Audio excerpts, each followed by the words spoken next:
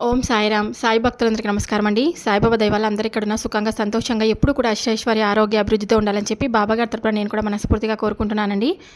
ఈరోజు వీడియోలో సాయి పిలుపు ద్వారా మనకు వచ్చినటువంటి సందేశం ఏంటంటే, నిన్ను వద్దనుకొని అనుకున్న వ్యక్తి నీ కాళ్ళ దగ్గరకు రాబోతున్నాడు. తప్పకుండా తెలుసుకో. నేను చెప్పినటువంటి సందేశంలో ఉన్నటువంటి అర్థాన్ని నువ్వు ఎప్పుడు కూడా స్వీకరిస్తూ ఉండు అని బాబాగారు మనకి ఈరోజు ఒక చక్కటి సందేశం ద్వారా మన ముందుకైతే వచ్చారండి. సందేశాన్ని ఎందుకు అందించాలనుకుంటున్నారు, ఏం చెప్పాలనుకుంటున్నారు అనేది మనం బాబాగారి మాటల్లోనే తెలుసుకుందాం. వీడియో మొదలుపెట్టే ముందు ప్రతి ఒక్కరికి ఒక చిన్న రిక్వెస్ట్ అండి. ఈ సందేశం కనుక మీ అందరికీ మనస్ఫూర్తిగా నచ్చినట్లయితే తప్పకుండా చూసి వెళ్ళే వాళ్ళందరూ మన వీడియోకి ఒక చిన్న లైక్ అయితే ఇవ్వండి. అలాగే కొత్తగా మన ఛానల్ని ఎవరైనా చూస్తుంటే తప్పకుండా ఛానల్ని సబ్స్క్రైబ్ చేసుకొని వీడియో నచ్చినట్లయితే లైక్ చేయడం మాత్రం మర్చిపోద్దండి. తప్పకుండా మీకున్నటువంటి సమస్యలు కామెంట్ బాక్స్లో నాకు రాయండి. నేను బాబాగారి గుడికి వెళ్ళినప్పుడల్లా మీ పేర్లు చదివి తప్పకుండా ప్రేరిత చేస్తాను. వీడియోకి లైక్ చేయడం మాత్రం మర్చిపోద్దండి. బాబాగారి సందేశాన్ని వినేకన్నా ముందుగా చాలామంది ఎక్కడెక్కడే జ్యోతిష్యం చేయించుకొని ఉంటారు కదండి. కొంతమంది ప్రయోజనం పొందింటారు, కొంతమంది ప్రయోజనం పొందక చాలా బాధపడుతూ ఉంటారనమాట. కానీ ఈ గురువుగారి దగ్గర చూపించుకున్న ప్రతి ఒక్కరికి 100% పరిష్కార మార్గం లభించిందండి. నేను కూడా చిన్న చిన్న సమస్యలు ఉంటే గురువుగారిని కాంటాక్ట్ అవుతూ ఉంటాను. నాకంతా కూడా మంచి జరిగింది. ప్రతి ఒక్కరి జీవితంలో సమస్యలను ఎదుర్కొంటూ ఉంటారు కదా. ఆ సమస్యలు ఎలా మనం పరిష్కరించుకోవాలో అర్థం కాక చాలా బాధపడుతూ ఉంటారనమాట. షిరిడి సాయిబాబా ఆశీస్సులతో జాతకం చెప్తారండి గురువుగారి నెంబర్ వచ్చేసి 8338555161. ఫోన్ ద్వారానే మీకు జ్యోతిష్యం చెప్తారు. ప్రేమ సమస్యలు, పెళ్లి సమస్యలు, మనోవేదన, శత్రు సమస్యలు, పిల్లల పొరపాట్లు, భార్యాభర్తల మధ్య సమస్యలు, కుటుంబ కలహాలు, మీ జీవితంలో ఏ సమస్య ఉన్నా మీరు గురువుగారిని తప్పకుండా కాంటాక్ట్ అవ్వండి. ఉన్నది ఉన్నట్లుగా మీ సమస్యలన్నింటినీ చెప్పుకోండి. సమస్యలకు తగినటువంటి పరిష్కారం పూజలు, పరిహారాల రూపంలో చెప్తారు. చాలా నమ్మకమైనటువంటి గురువుగారు. తప్పకుండా ప్రయత్నం చేసి చూడండి. ఇప్పుడు బాబాగారి సందేశాన్ని విందామా మరి. నిన్ను వద్దనుకొని కొట్టిన ఆ వ్యక్తే నీ కాళ్ళ దగ్గరకు రాబోతున్నాడు. నమ్మడం లేదు కదూ. ఇంతకుముందు నీ ప్రవర్తన గురించి, అలాగే నేటి తరంలో నీకు వచ్చినటువంటి మార్పుల గురించి నువ్వు ఎప్పుడు కూడా వివరంగా చెప్తాను విను. చూడమ్మా, నీతో మాట్లాడుకునే వారిని ఎప్పుడు కూడా నువ్వు విస్మరించవద్దు. ఎందుకో తెలుసా, నువ్వు ఇప్పుడు డబ్బులకు సేకరించే పనిలో చాలా బిజీగా ఉన్నావు. కాదనడం లేదు, కానీ ఏదో ఒకరోజు నువ్వు వజ్రాన్ని పోగొట్టుకుంటున్నావని తెలుసుకుంటావు. ఎందుకంటే నీతో మనసు విప్పి మాట్లాడాలని చెప్పి చాలా బంధాలు ఎదురు చూస్తూ ఉన్నాయి. అలాగే నీతో కాసింత సమయం గడిపితే చాలు, కాసేపు చాలా సరదాగా నవ్వుతూ మాట్లాడితే చాలు అనుకొని చాలా బంధాలు నీకోసం ఎదురు చూస్తూ ఉన్నాయమ్మా. కాబట్టి ఆ బంధాలను నువ్వు అసలు పట్టించుకోవడం లేదు. ఎప్పుడు కూడా నువ్వు వాళ్ళని వద్దనుకుంటున్నావు. చాలా బిజీగా అయిపోయి నువ్వు డబ్బులను సేకరించేటువంటి పనిలో చాలా బిజీగా ఉంటున్నావు. సమయానికి ఏం చేయాలో అర్థం కాక డబ్బు మీదే నీ దృష్టి అంతా కూడా నిలిపి ఉన్నావు. అది కూడా ఎందుకో తెలుసా, నిన్ను ఎవరైతే అవమానపరిచారో, ఎవరైతే బాధ పెట్టారో వారికి నీవు గుణపాఠం చెప్పాలి అనేటువంటి దిశగా నీ పరుగులు ప్రతిరోజు కూడా ఎక్కువైపోతున్నాయి. అయితే ఒక మాట చెప్తాను, గుర్తుంచుకో. నేను ఒప్పుకుంటాను నీకు నీ మనసుకు ఎంత బాధగా ఉంటుందో. అలాగే నిన్ను ఎవరైనా కానీ నలుగురు ముందు అవమానపరిచినా, లేదంటే తేలిగ్గా మాట్లాడినా, ఏ డబ్బు కోసమైతే నిన్ను చిన్న చూపు చూశారో వారందరికీ కూడా ఒక సమాధానం చెప్పాలి అనేటువంటి దిశలో నువ్వు డబ్బులను సేకరించేటువంటి పనిలో పడ్డావు, ఒప్పుకుంటాను. కానీ వారి అవమానాలను, అలాగే వారి చిన్న చూపులను నువ్వు పట్టించుకుంటే జీవితంలో నువ్వు ఎప్పుడు కూడా సంతోషంగా ఉండలేవు. ఎందుకు, మన మనసుకు తగ్గట్టుగా మనకు నచ్చినట్లుగా మనం బ్రతకాలి. అంతేకాని ఎవరో ఏదో అన్నారని, ఎవరో మనల్ని అవహేళన చేశారని వారి కోసం మన సంతోషాన్ని, మన సమయాన్ని, అలాగే సంతోషంగా ఉండేటువంటి మన బంధాలను మనం దూరం చేసుకుంటూ ఉంటామా చెప్పు. ఒకసారి ఆలోచించు. డబ్బు నీకు అవసరమే, నేను ఒప్పుకుంటాను. నీకు ఇప్పటి వరకు దేని గురించి అయినా కానీ కొరత అనేది ఏర్పడిందా చెప్పు. నీకే కాదు, నా భక్తుల ఇంట్లో ఎవరికి ఏ కొదవ ఉండదు. అన్నిటికీ నేను ఇప్పటి వరకు వసతికి కానీ ఇప్పటి వరకు ఏ లోటు లేకుండా చూసుకున్నాను. నువ్వు ఏర్పరచుకుంటున్నటువంటి ప్రతి భక్తుడికి, భక్తురాలకి, వారికి తిండికి, బట్టకు, వసతికి ఎలాంటి లోటు లేకుండా చూసుకుంటూ వస్తున్నాను. ఇది నిజమా? మా మీద నువ్వు ఎప్పుడు కూడా నీ గుండె మీద చేయి వేసుకొని చెప్పుకో. నీ కోరికలన్నీ, నీ సమస్యలన్నీ నేను తప్పకుండా తీరుస్తాను. నీ కోరిక నెరవేర్చడం కోసం నేను శాయశక్తిలా ప్రయత్నిస్తూనే ఉన్నాను.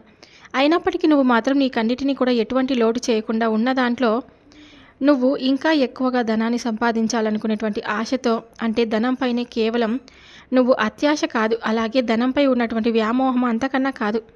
ఎవరైతే నిన్ను కొట్టారో, ఎవరైతే నిన్ను అవహేళన చేశారో వారికి ఒక బుద్ధి చెప్పాలనుకునేటువంటి దిశతో నీ ఆలోచనలో చాలా మార్పులు అయితే వచ్చాయి. కాబట్టి ఆ ఆలోచనలన్నీ కూడా పక్కన పెట్టు. నిన్ను చీకొట్టిన వారే నీ కాళ్ళ దగ్గరకు వస్తారు. ఎందుకో తెలుసా?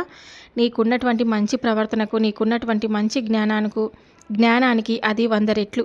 వారికి ఏదో ఒక రోజు తెలిసి వచ్చి నీ కాళ్ళ దగ్గరకు తప్పకుండా వస్తారు. అంతవరకు నువ్వు వేచి ఉండు.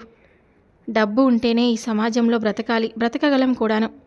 ఆ వాస్తవం అలాగే. డబ్బుతో కొనలేనటువంటి సుగుణాలు ఎన్నో నీలో ఉన్నాయి కాబట్టి ఆ గుణాల వల్ల నీకు డబ్బు ఏమీ పెద్ద గొప్ప కాదు. డబ్బు ఈరోజు శాశ్వతం కాదు.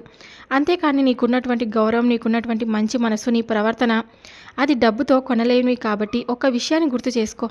నీ కోసం చాలా బంధాలు ఎదురు చూస్తూ ఉన్నాయి. వారితో మనసు విప్పి మాట్లాడాలని చెప్పి, వారితో సమయాన్ని గడపాలని చెప్పి ఆ బంధాలు చాలా రోజులుగా ఎదురు చూస్తూ ఉన్నాయి. కాబట్టి వారితో సమయాన్ని కేటాయించు. ఈరోజు డబ్బు ఉంటుంది. ఈరోజు ఉన్న డబ్బు రేపు ఉండకపోవచ్చు. కానీ కుటుంబం మాత్రం ఎప్పుడు శాశ్వతం. అలాంటి ఎప్పుడు కూడా అప్పులు లేవు. ఒకవేళ అప్పులు చేయాల్సి వస్తే నువ్వు తప్పకుండా అది నువ్వు నెరవేర్చే విధంగా నీకు సహాయాన్ని నేను అందిస్తాను. ఈ నీ సమయాన్ని వృధా చేసుకోవద్దు. నీ ఆరోగ్యాన్ని పాడు చేసుకోవద్దు. అలాగే నీవు కాసింత ఆనందంగా ఒత్తిడి లేకుండా ప్రశాంతంగా ఉండాలన్నా కూడా ఉండలేకపోతున్నావు. కాబట్టి ఈ డబ్బు కోసం నీ మనసును నువ్వు కష్టపెట్టుకోవద్దు అనేదే తప్పకుండా నేను చెప్తున్నటువంటి మాటగా గుర్తుంచుకో. కొన్ని బంధాలు ఎంతగా మన సొంతమని చెప్పి మనం అనుకున్నా కానీ సమయం వచ్చినప్పుడు వాళ్ళ దృష్టిలో మనం పరాయి వాళ్ళం అవుతాం. కాబట్టి డబ్బుకి ఇప్పుడు నువ్వు కనుక ప్రాధాన్యతనిస్తే ముందు రోజుల్లో కావాలనుకున్నటువంటి బంధం నిన్ను దూరం పెట్టవచ్చు. అందుకే ఎవరి మీద కూడా ఎక్కువగా నువ్వు ఆధారపడటం లేదు. నేను ఒప్పుకుంటాను, నీ పని నువ్వు చేసుకుంటున్నావు. చక్కగా నీ పనిలో నువ్వు నైపుణ్యాన్ని చూపిస్తున్నావు, జ్ఞానాన్ని పొందావు. అన్నిటినీ కూడా నువ్వు చాలా అంటే చాలా మంచి స్థాయికి ఎదిగేటువంటి రోజులు నీ ముందుకు వచ్చేలాగా నేను తప్పకుండా నేను అనుగ్రహిస్తాను. కాబట్టి ఈ విషయంలో నువ్వు ఏమీ కూడా అసహనం కానీ అపనమ్మకాన్ని కానీ పెట్టుకోవద్దు. ధైర్యంగా ఉండు. ఎక్కువగా నువ్వు ఏదేదో ఆలోచన చేస్తూ నిన్ను ఎవరైనా ఏదైనా అన్నారని చెప్పి వారిని ఏదో చేయాలనో లేకుంటే వారిని నువ్వంటే ఏదో నిరూపించాలని ఇలాంటి దిశగా ఎప్పుడూ ఆలోచనలు అయితే చేయవద్దు. నీ మనసుకు ఏమిటో నీకు తెలుసు. అంటే జీవితంలో కొన్ని సమస్యలను నువ్వు ఎదుర్కొన్నావు, పరిష్కారం తప్పక నీకు దొరుకుతాయి. కానీ కొన్ని సమస్యలను సహనంతో ఉండడమే పరిష్కారం అవుతుంది. కాబట్టి నీ సమస్యకు నువ్వు ఎంత సహనంగా ఉంటే అంత పరిష్కారం నీకు తప్పకుండా దొరుకుతుంది. ఇది నా మాటగా నువ్వు ఎప్పుడు కూడా గుర్తుంచుకో. ఎందుకంటే నా బిడ్డలు ఎప్పుడు కూడా ఒక మంచి స్థాయిలో ఉండాలని చెప్పి ఈ బాబా తహతహలాడుతూ ఉంటాడు. జీవితంలో ఎప్పుడు ఏం జరుగుతుందో మన చేతిలో లేదు.